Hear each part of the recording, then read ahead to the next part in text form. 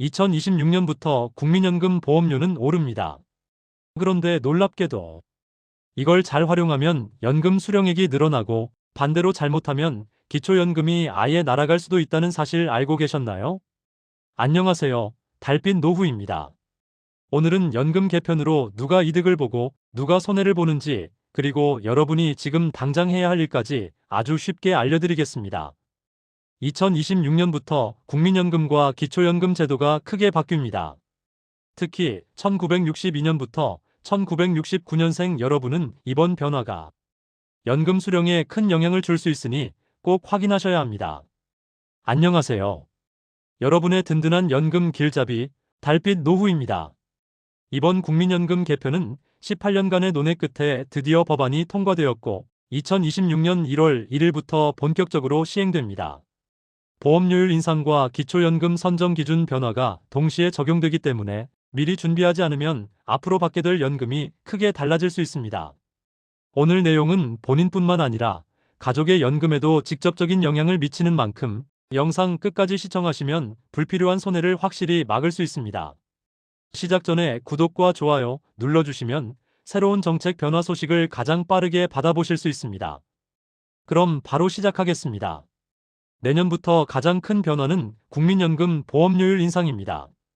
지금까지는 소득의 9%를 납부했지만 2026년 1월부터는 9.5%로 올라갑니다. 이후 해마다 0.5%포인트씩 계속 상승하여 2033년에는 13%까지 인상될 예정입니다. 이는 같은 소득을 벌더라도 앞으로는 지금보다 최대 40% 가까이 더 많은 금액을 국민연금 보험료로 내야 한다는 의미입니다. 이러한 보험료율 인상은 급격한 고령화와 저출산으로 인한 국민연금 기금 고갈 문제를 해결하고 미래 세대에게 안정적인 연금 보장을 제공하기 위함입니다. 현재 제도대로 유지될 경우 2056년경에는 기금이 고갈될 것으로 예상되고 있습니다. 이번 개정에서는 내는 돈만 늘어나는 것은 아닙니다. 연금을 계산할 때 기준이 되는 소득 대체율도 2026년부터 41.5%에서 43%로 상향 조정됩니다.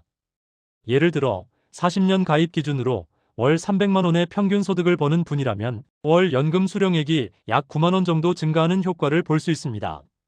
다만 이로 인한 체감 수령액이 크게 늘어나는 수준은 아닐 수 있습니다. 그래서 오늘은 명목상 금액이 아니라 실제로 손에 남는 돈을 기준으로 함께 살펴보는 것이 중요합니다. 또한 국가가 국민연금 지급을 법적으로 보장한다는 내용이 명문화됩니다.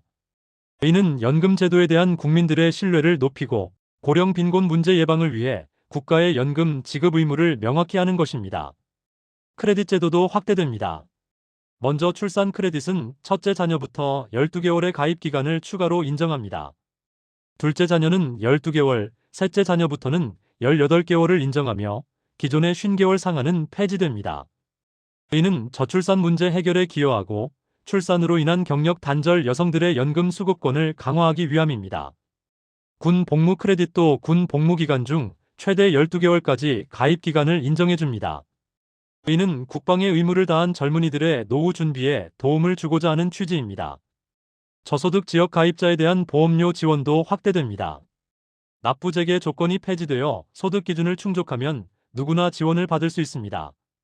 하지만 월 소득 80만 원 미만을 기준으로 설정하고 있어 소득이 이보다 조금 높은 낀 계층의 경우 지원을 받지 못할 수도 있다는 우려도 있습니다. 이러한 개편을 통해 기금 고갈 시점을 2056년에서 2071년으로 15년 연장할 수 있을 것으로 예상됩니다. 보험료율 인상, 소득 대체율 조정, 그리고 기금 투자 수익률 제고 노력이 복합적으로 작용한 결과입니다. 다만 지역 가입자에게는 부담이 증가할 수 있습니다. 직장 가입자는 보험료 인상분의 절반을 회사가 부담하지만 자영업자 등 지역 가입자는 인상분 전액을 스스로 부담해야 합니다.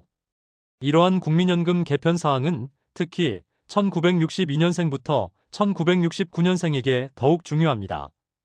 이분들은 개편으로 인해 실제 연금 수령액에서 큰 차이가 발생할 수 있기 때문입니다. 본인의 예상 수령액을 미리 확인하고 손해를 보지 않는 신청 전략을 세우는 것이 매우 중요합니다.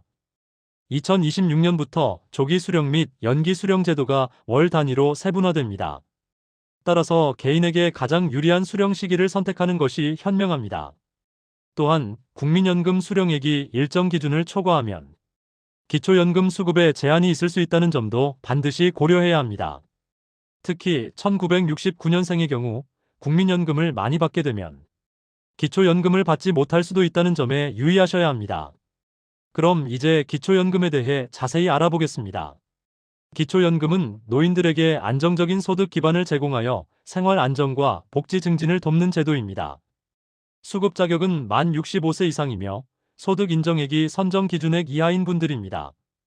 2025년 기준 선정 기준액은 단독 가구는 월 소득 인정액 228만 원 이하, 부부 가구는 월 364만 8천 원 이하입니다. 소득 인정액은 소득 평가액과 재산의 소득 환산액을 합산하여 계산합니다. 공무원, 사립학교 교직원, 군인, 별정 우체국 직원 등 직역연금, 수급자 및 그 배우자는 일부 예외와 특례를 제외하고는 기초연금 대상에서 제외됩니다. 2026년에는 기초연금에 대한 변화도 예정되어 있습니다. 저소득 노인부터 기초연금을 월 40만 원으로 인상하는 방안이 추진 중이며 2027년에는 전체 지원 대상 노인에게 확대될 계획입니다. 또한 2028년부터는 부부 감액 제도가 점진적으로 폐지되어 부부가 모두 기초연금을 전액 수령할 수 있게 됩니다. 이러한 제도 변화를 바탕으로 여러분이 꼭 고려해야 할 사항들이 있습니다. 먼저 국민연금공단 홈페이지 등을 통해 본인의 예상 연금 수령액을 시뮬레이션 해보는 것이 중요합니다. 나의 현재 상황과 미래 예상 소득을 바탕으로 대략적인 연금액을 파악할 수 있습니다. 기초연금은 자동 지급이 아니므로 반드시 신청해야 합니다. 만 65세 생일이 속하는 달의 한개월 전부터 신청이 가능합니다. 미리 신청하여 불이익을 받는 일이 없도록 주의해야 합니다. 기초연금 수급을 위해 증여 등을 통한 재산 감소를 고려할 수도 있지만 이는 신중하게 결정해야 할 문제입니다. 전문가와 상담하여 법적인 문제나 장기적인 재정 계획에 미칠 영향을 충분히 검토하는 것이 좋습니다. 국민연금 및 기초연금 관련 정책은 언제든지 변경될 수 있습니다. 따라서 보건복지부 및 국민연금공단의 최신 정보를 지속적으로 확인하는 것이 무엇보다 중요합니다. 이제 실제 연금 수령에 있어서 중요한 3가지 전략을 말씀드리겠습니다. 첫째, 연금 수령 시기를 현명하게 조정하는 것입니다. 국민연금은 꼭 65세가 되자마자 바로 수령하지 않으셔도 됩니다. 필요에 따라 당겨서 받는 조기 노령, 연금, 정해진 시기에 받는 노령연금, 그리고 늦춰서 받는 연기연금 제도가 있습니다. 특히 연기연금, 즉 연금 수령을 늦추면 1년에 7.2%씩 최대 5년간 36%까지 연금액이 증가하는 효과가 있습니다. 다른 소득이 있는 분들은 연금을 늦춰받는 것이 더 유리한 경우가 많습니다. 예를 들어 65세에 월 150만 원을 받을 수 있는 분이 연금을 3년 정도 늦추면 대략 180만 원 안팎까지 늘어나는 구조가 됩니다. 이런 방식으로 국민연금은 천천히 키워두고 현재 가지고 있는 예금이나 적금처럼 이자가 거의 없는 자금부터 먼저 사용하는 것이 전체 수령액을 키우는 데 도움이 됩니다. 반대로 지금 기초연금 기준을 넘을 가능성이 있는 분들은 부분 연금 제도를 활용하는 방법도 있습니다. 받을 수 있는 연금액 전체가 아니라 일부만 먼저 받으면 소득 인정액을 기준 안에 맞추면서 국민연금과 기초연금을 동시에 받을 수 있는 구조를 만들 수 있습니다. 예를 들어 국민연금으로 월 200만 원을 받을 수 있는 분이 전액을 다 받으면 소득 인정액이 기준을 넘어 기초연금에서 탈락할 수 있습니다. 하지만 연금을 150만 원만 먼저 받도록 조정하고 나머지는 나중에 받도록 설계하면 기초연금 월 30만 원 안팎을 함께 받는 구조가 나올 수 있습니다. 이 경우 국민연금 200만 원만 받는 경우와 국민연금 150만 원과 기초연금 30만 원을 함께 받는 경우 실제로 손에 남는 금액 차이는 크지 않거나 오히려 후자가 더 유리해지는 경우도 생깁니다. 따라서 연금은 정해진 날짜에 무조건 받는 것이 아니라 나의 소득과 기초연금 기준을 함께 계산해서 수령 시기와 금액을 조절하는 것이 핵심 전략입니다. 둘째, 다른 소득을 관리하는 것입니다. 국민연금은 내가 언제부터 받느냐에 따라 조정이 가능하지만 기초연금은 근로소득, 임대소득, 사업소득, 금융소득까지 모두 합산해서 소득 인정액을 계산하기 때문에 실제로는 국민연금보다 이러한 다른 소득들이 기초연금에 더 큰 영향을 줄 때가 많습니다. 특히 금융소득은 1년에 2천만 원을 넘으면 금융소득 종합과세가 적용되면서 소득이 크게 잡힐 수 있고, 이렇게 잡힌 소득이 기초연금 소득 인정액에도 반영됩니다. 그래서 정기예금이나 적금만 계속 늘리는 방식보다는 금융소득이 불필요하게 늘지 않도록 자산 구조를 점검하는 것이 도움이 됩니다. 예를 들어 예금이나 적금을 너무 한 시점에 몰지 않고 만기를 분산하거나 금융소득이 적게 잡히는 상품으로 일부 이동하는 방식이 있습니다. 또한 고금리 상품 위주가 아니라 기초연금 기준을 고려한 포트폴리오를 만드는 방식 등을 고려해 볼 수 있습니다. 임대소득도 중요한 부분입니다.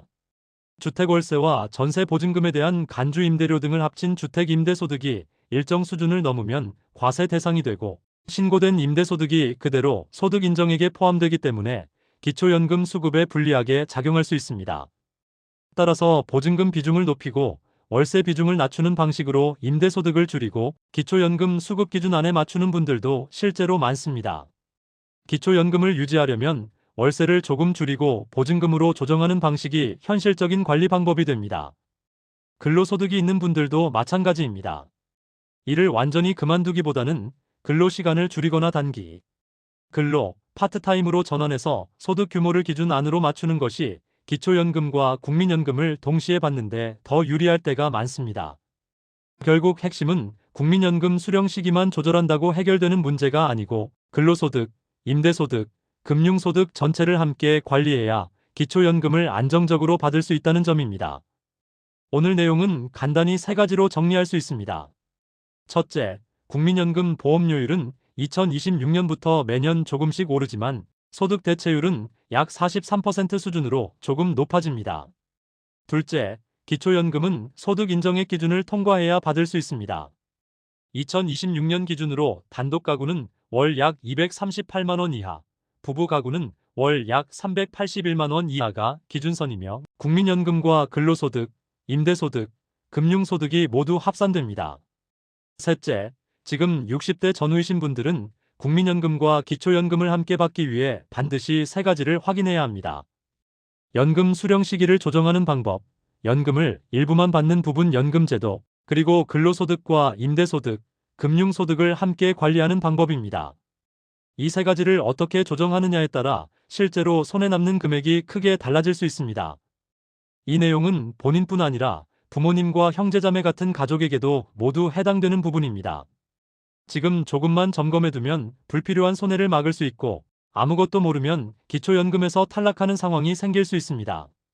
연금과 기초연금 계산은 개인마다 조건이 모두 다르기 때문에 혼자 고민하기보다는 가까운 국민연금공단 지사나 주민센터에서 무료 상담을 받아보시는 것이 좋습니다. 이미 연금을 받고 계신 분들도 일정 기간 안에는 수령 방식을 다시 조정할 수 있는 제도가 있으니 너무 늦기 전에 확인해 보시는 것이 안전합니다.